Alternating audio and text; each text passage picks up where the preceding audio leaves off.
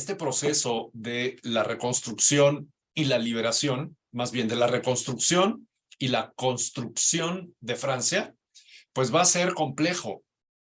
Y si tuvimos a Charles de Gaulle como un personaje determinante en la etapa de la resistencia y de la Francia libre, y también va a ser determinante en los primeros meses inmediatos a la liberación, para que se convierta en el presidente de Francia, tendremos que esperar, no, les dije yo 69, no, la Quinta República empieza antes.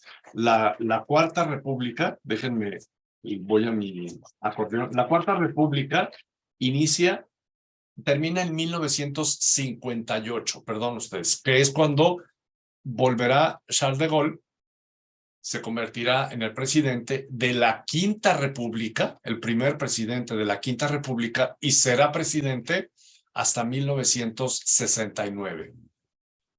Pero a la reflexión que yo quería ir es que parecería que este trabajo que tuvo Charles de Gaulle en la resistencia y en la Francia libre iba a obviar que fuera elegido presidente, y resultó que el comunismo se había fortalecido tanto en los años de guerra que terminó por poner en pausa el trabajo y la presidencia de Charles de Gaulle hasta 1958.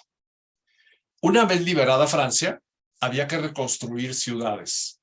El norte estaba muy afectado y se debía configurar un nuevo gobierno.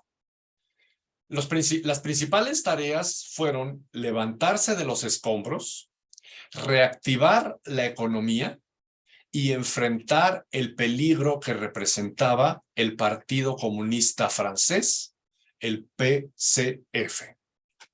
Partido Comunista Francés. Ese es uno de los principales retos que va a tener Francia en la posguerra y durante el gobierno provisional y la Cuarta República.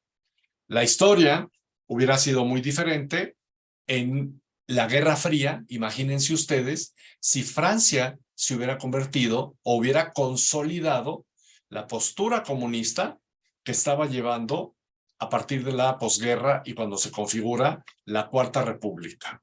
Así de interesante se vuelve el proceso que irá configurando Francia posterior a la Segunda Guerra Mundial.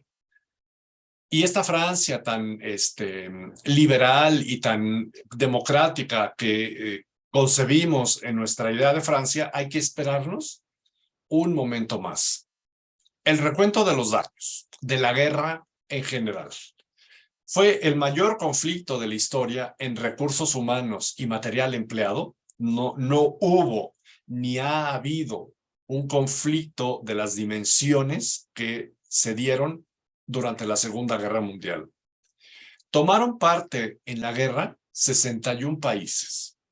Los más significativos, o sea, participaron con declaraciones de guerra de uno hacia otro, con el envío de algún escuadrón, como lo hizo en su momento México. Ya ven que mandó a un escuadrón como parte de la participación del lado de los aliados.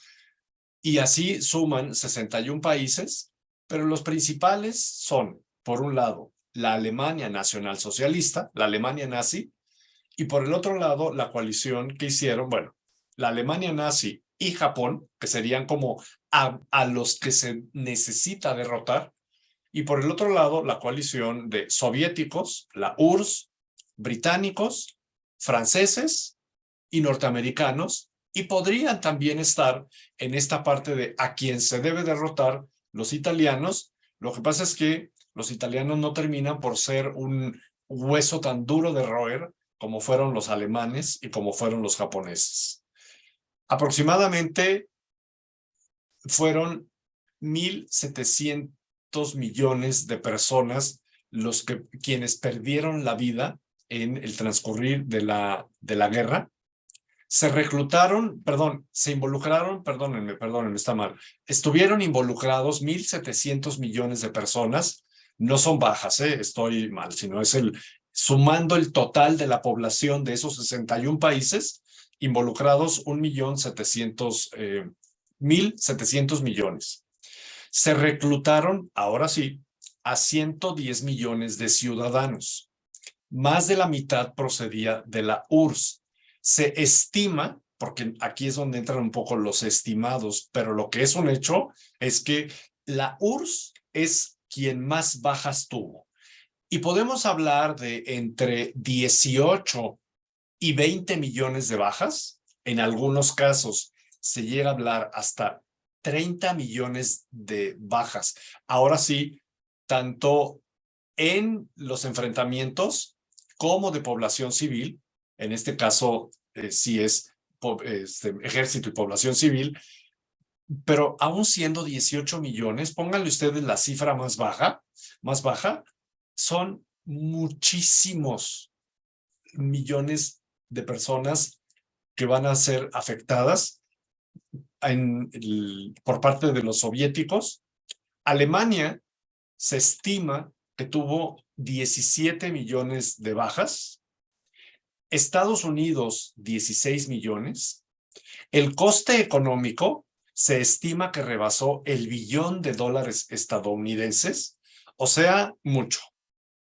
Y el coste humano, sin incluir el holocausto, nos habla de aproximadamente 55 millones de muertos, 25 millones de los cuales eran militares y el resto civiles, lo cual hace todavía más dramática el recuento de los daños de la Segunda Guerra Mundial, porque las bajas son más en la población civil que la que en principio hubiera sido la lógica de la guerra, que fue esa lógica la que de alguna forma se dio todavía en la Primera Guerra Mundial. La Primera Guerra Mundial, al no afectar a tanta población civil, pues tuvo su mayor porcentaje de bajas en la población, perdón, en los combatientes, pero en el caso de la Segunda Guerra Mundial es más alto el número de fallecidos a consecuencia de los bombardeos, de las invasiones, de las privaciones, por ejemplo, lo que pasa en Leningrado, hoy San Petersburgo, y se vuelve verdaderamente un conflicto muy complejo.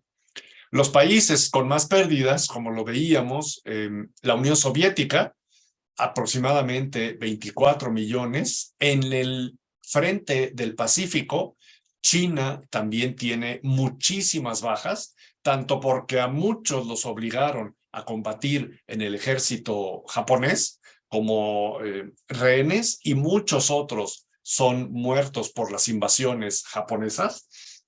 No sé si pudieron ver a este señor comandante de las fuerzas japonesas que les mencionaba la semana pasada.